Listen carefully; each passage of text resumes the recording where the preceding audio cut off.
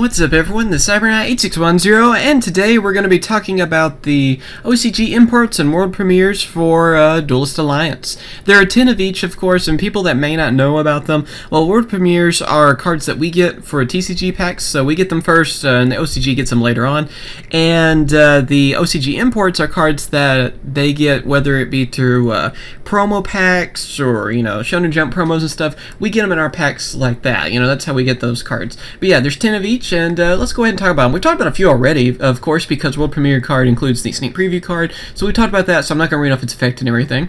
That includes also the Burning Abyss cards. I'm still wondering, would you guys like a video talking about this archetype still? I don't know, I was kind of wondering on that, or if there's any archetypes from Duelist Alliance, just let me know in the comments. I was thinking about maybe doing a few videos kind of talking about some of the archetypes, but tell me in the comments what you guys think on that. Now there are the UA cards. There are 3 new cards for them, and yeah, I guess it's supposed to be Ultra Athlete, I believe is what that stands for, and that's supposed to be, I believe, the cards that that Yugioh's principal uses. So they're actually pretty interesting. The cards that are coming out for, we don't have the artwork for 2 of the cards, but one of them we do, the Stadium card. So I'm going to go ahead and read them all off, and then I'm going to talk about them after that.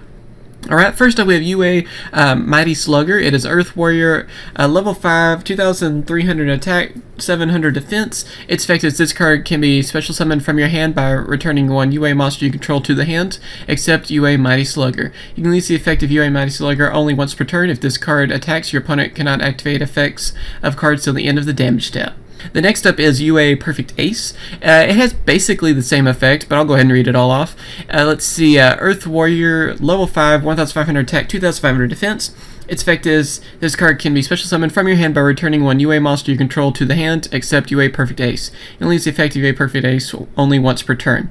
Once per turn during your opponent's turn, when a card or effect is activated, you can discard one card and negate the activation. If you do, destroy it. This is a fast effect. So it's able to negate card effects, which, again, that's a pretty good effect for that right there. You're just able to discard a card for the cost of it, and then just negate an effect. Not bad on that. It's also a fast effect, so that should come in handy. And then the last UA card that we have, one that we actually have, a picture of the card, and that is UA Stadium. This is a field spell card for them, and let's see, its effect is if a UA monster is normal summoned to your side of the field, you can add one UA monster from your deck to your hand once per turn. If a UA monster is special summoned to your side of the field, all monsters you currently control gain 500 attack. So first off, just being able to summon a UA monster to your side of the field, you're able to get one of them from the deck to your hand, so that can help out with some different searching and get the cards you need to your hand. And then, of course, not only that, whenever, if a UA monster is special summoned to your side of the field, all monsters you currently control gain 500 attack. Basically, what you could do is have just a level 4 or any other UA monster, they can just normal summon, and then summon that to the field. Then, of course, search for one of the other ones that we just talked about, like Slugger or Perfect Ace, and special summon it using its effect, and then all your monsters would gain 500 attack. Sounds like a pretty good combo for that. This actually makes me want to try out this archetype.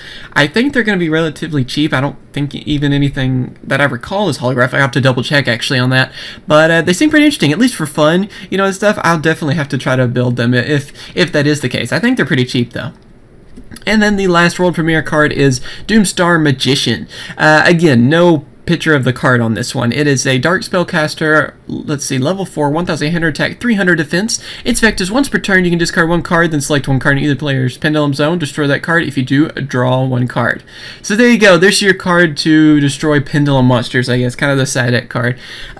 Again, it's a pretty interesting card. I wonder what it's going to look like. In my head, I vision like this Dark Magician looking card that, is destroying the new Pendulum monsters. So in a way, people will be happy to see something that looks like Dark Magician. I don't know. That's what I'm kind of hoping to look like. Again, I haven't seen the artwork yet, and I don't think there are any pictures of it just yet. At the time of this video, at least. And it's pretty cool. You're just able to discard a card and then select a Pendulum monster in either player's Pendulum zone. So you could destroy one of your own, or, of course, your opponent's. And then you're able to draw a card after you do that. Seems pretty awesome for that. I think this card could come in handy and could be a side deck card for anything that uses a Pendulum. So, yeah, I think that card could actually come in handy. Next up for the OCG imports, we have both of the Gaia cards. We talked about them before. I'll let you guys read off the effects on those since, like I said, I believe we've actually done like videos talking about both of these. So it's cool to finally see them. And then we have Chaos Seed, another one of the cards we talked about with them because they all came out together. And then an exchange of Night and Day. Again, another one of the cards, they all went together, as you can obviously see. I'm just still wondering, where's Blackluster Soldier Envoy of the Twilight? I would like to get that card, mainly for collection, but I would really like for all of them to come out, so hopefully that will happen. Number 58, Burner Visor. It's a Bakugan, basically. That's what it reminds me of the whole time. It is a, let's see, rank 4 fire. It is generic, of course, on that. 1000 attack, 1000 defense. And then, let's see, its effect is once per turn, you can either target one face-up extreme monster you control, equip this card to that target, or unequip this card and special summon it in face-up attack position. The equipped monster can attack your opponent directly. When the equipped monster inflicts battle damage to your opponent, you can discard one card, inflict 500 damage to your opponent. It's kind of like one of those Union Extreme monsters. We've seen a few of those here and there. I think there's like a couple more. And yeah, this one is actually a pretty cool card. I mainly went for my numbers collection. It's going to be a common too, so that's going to be a lot easier for people to get. But I actually really do like this card. It's what I've been wanting to test out and stuff, and I've been hoping they would print over here. So it's good to finally see this card. I'm glad to actually see a number card in this set. I guess it is the only number card too. After that, we have Felice Lightsworn Archer. This is a great card for Lightsworns. I'll go ahead and read off its effect because I don't recall if I have or not. And it is a Beast Warrior Tuner monster, level 4, light, 1100 attack, 2000 defense. Its effect is cannot be normal summon or set, must be special summoned by a card effect, and cannot be special summoned other ways. When this card is sent from the deck to the graveyard by a monster effect, special summon it. You contribute this card, then target one monster your opponent controls, destroy that target, then send the top 3 cards of your deck to the graveyard. Yeah, this is a card I know a lot of people have been looking for. I think it's cool that we're getting it. I know it's been kind of confirmed for a while. They kept saying Lightsworn monster, but this is like, I guess it's the last Lightsworn monster too, so there you go. Unless we get more in the future, who knows. Fishborg Doctor, I believe I talked about this one. It's another one of the Fishborg cards. It's actually pretty interesting. I like them too. They're like kind of submarine looking things. Look cool. Panzer Dragon. This is one I'm probably most excited about out of the OCG stuff. Let's see.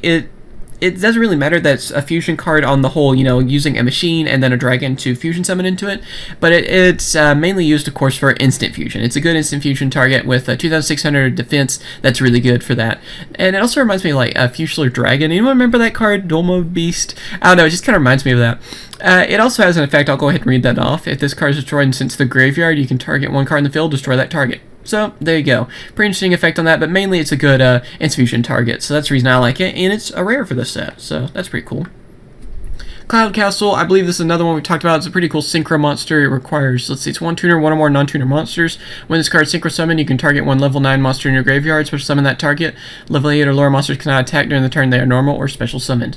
Really interesting card. I mainly just like the artwork of it, but it seems like a pretty cool synchro monster. 0 attack and 3000 defense too, so pretty interesting. Let's see, is it it's a level 9 monster too. And we have Pilgrim Reaper. I'm kind of surprised it still has that name, and of course we don't have the official artwork of it. I hope that they don't censor it. I thought it just looks pretty cool. Let's see, it requires 2 level 6 monsters, a rank 6 monster. It's question mark for its attack and defense. It's dark, of course. And here's its effect. This card gains 200 attack and defense for each dark monster in either player's graveyard. You can detach 1 XC material from this card.